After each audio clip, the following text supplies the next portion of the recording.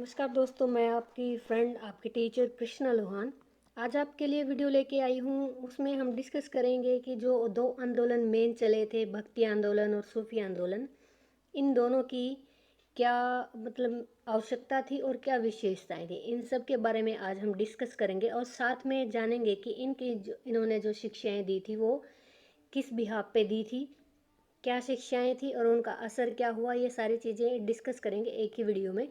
ये क्वेश्चन आपके लिए जा रहा है बहुत इंपॉर्टेंट होने, क्योंकि इस क्वेश्चन से रिलेटेड मैक्सिमम ये ऑप्शन में आ जाता है। सूफी आंदोलन भक्ति आंदोलन जो है दोनों ऑप्शन में आ जाते हैं, तो आपको कोई एक अटैम्प्ट करना है और यहाँ से आपको 8 नंबर या 6 नंबर एज इट इज़ जैसे कि आपके एग्ज़ाम में होगा वैसे ही आएगा। तो इसके लिए तैयार रहिए। और मैं आपको बताती हूँ अभी यहाँ पर सूफी मत क्या था। इसके साथ छोटी सी भूमिका के साथ साथ हम बताएंगे कि इसकी शिक्षाएं क्या थी। क्वेश्चन बहुत इंटरेस्टिंग है और एक सीक्वेंस में मैंने इसको लिखा है और साथ में ही आपके लिए ये बहुत ही महत्वपूर्ण जानकारी है, ताकि आप इसी तरह से अपने क्वेश्चन को तैयार कीजिए, पॉइंट टू पॉइंट डिफाइन कीजिए कि आपको एक क्वेश्चन का आंसर कैसे तैयार करना होता है। Let's do it. Friends, let's get to know about the Sufi movement. Okay, this is the movement about the Sikhs, यानी कि सरदारों का था, जिसमें सूफियाना यानी कि एक तरह से उनके जो शिक्षाएं थी, उनके गुरु थे। इसमें सारी चीज़ें हैं, डिस्कस करेंगे उसके बारे में। सूफी आंदोलन के बारे में सबसे पहले हम पढ़ लेते हैं कि सूफी आंदोलन जो था, इसका उदय सूफी संतों के कारण हुआ था। यानी कि कुछ संत थे, सिखों के कुछ संत थे जिनके द्वारा अच्छी शिक्षाएं दी गई है, एक समूह बनाने के लिए, एक सभ्यता, एक आंदोलन बनाने के लिए, समाज में परिवर्तन लाने के लिए। कुछ लोगों का झुकाव वैराग्य और रहस्यवाद की तरफ होने लगा था। वैराग्य क्या होता है कि जो परिवार गृहस्थ आश्रम से निकलकर वैराग्य की तरफ यानी सन्यासी बनने की तरफ अग्रसर होना।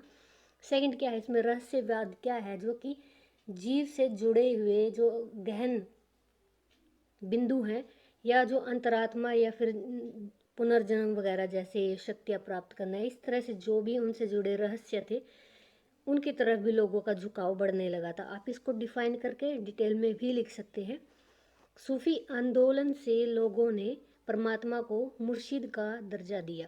यानी जो सूफी आंदोलन से जुड़े हुए लोग थे उन्होंने परमात्मा को क्या कहा है, मुर्शिद कहा है। ये आप किसी भी शायराना अंदाज में सुन सकते हैं। मुर्शिद का नाम लिया जाता है। मुर्शिद किसको बोला जाता है? भगवान को बोला जाता है इनके सूफी आंदोलन में, ठीक है।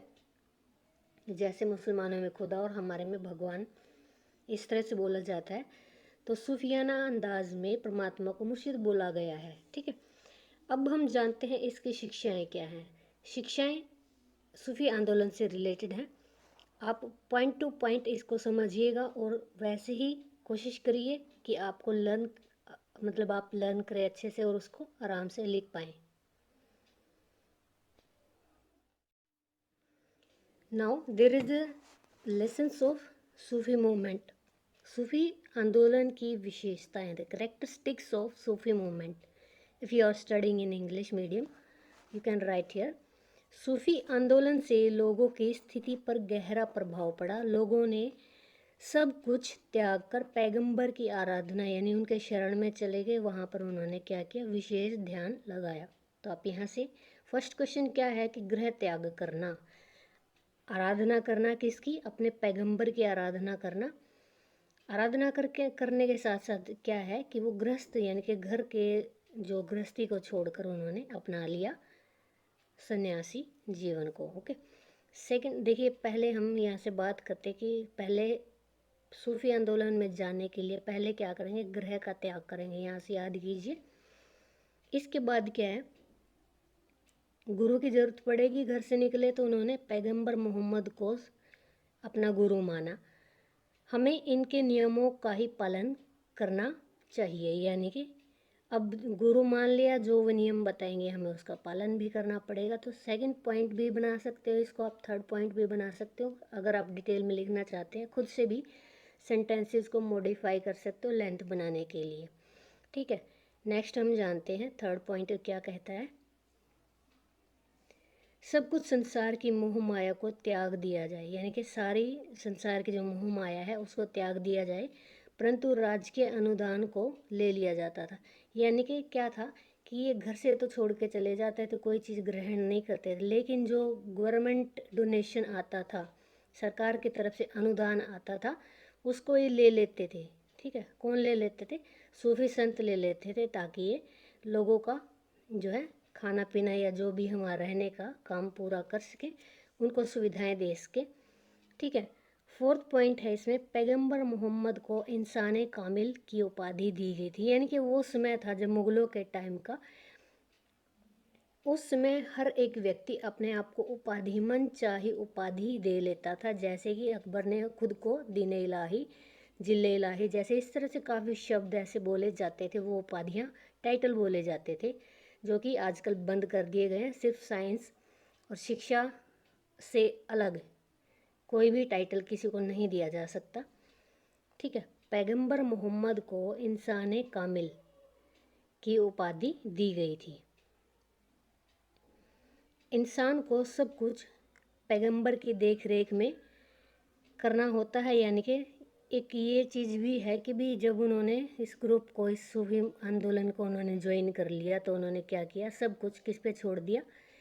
पैगंबर पर छोड़ दिया। यानी उनकी शरण ले ली और सारी चीज़ें जो हैं उन पर विश्वास करते उनके ऊपर छोड़ दी। नेक्स्ट है, पैगंबर मोहम्मद एक है, यानी कि जैसे कि एक ईश्वरवाद की जो अवधारणा वहाँ चली थी कि मोहम्मद को एक माना गया है, सभी की उत्पत्ति उसी से हुई है, इसलिए सब एक समान है, कोई छोटा बड़ा नहीं है। ठीक है, यानी कि सब ईश्वर की संतान है, कोई छोटा बड़ा नहीं है, सबकी उत्पत्ति उन्हीं से हुई है, और वो कौन है? पैगंबर मोहम्मद। ठीक है, और वो एक ही है। नेक्स्ट है, रहस्यवादियों ने कुरान और सुन्नी की आलोचना करके इसकी व्याख्या अपने अनुभवों के आधार पर की थी। अब देखिए, मैंने आपको स्टार्टिंग में बताया था कि या तो वो रहस्यवादी बनना चाहते हैं या फिर वो एक तरह से जो मोहम्मद के अनुयायी बनना चाहते थे। तो जो रहस्यवादी थे उन्होंने क्या किया, जो कुरान थी और जो सुन्नी, यानी कि शिया और सुन्नी दो इनकी मुसलमानों की समूह थे, उनकी आलोचना की। क्योंकि इनके जो मत थे उनसे प्रभावित नहीं थे। आप लिख सकते हो, ये सेंटेंसेस है, और इसकी व्याख्या अपने अनुभवों के आधार पर की। यानी कि जो भी उनके एक्सपीरियंस हुए हैं, समाज से उनके एक्सपीरियंस हुए हैं, उन्होंने जो कुछ देखा वहाँ पे सीखा, वो सारी चीज़ें उन्होंने क्या किया, अपने रहस्यवादी मत में डाल ली। ओके, यानी कि विचार उनके रहस्यवादी थे, तो उन्होंने उस चीज़ को ज्वाइन किया, वहाँ पे उन चीज़ों को उन्होंने डाल लिया। ठीक है, नेक्स्ट देखते हैं। अब दोस्तों आता है क्वेश्चन की एंडिंग पॉइंट है। यहाँ पे हम आपको निष्कर्ष डालना बहुत ही ज़्यादा ज़रूरी है, क्योंकि यही आपके क्वेश्चन को कंप्लीटनेस देता है। ओके, इन सभी नियमों और विशेषताओं के कारण कुछ लोगों का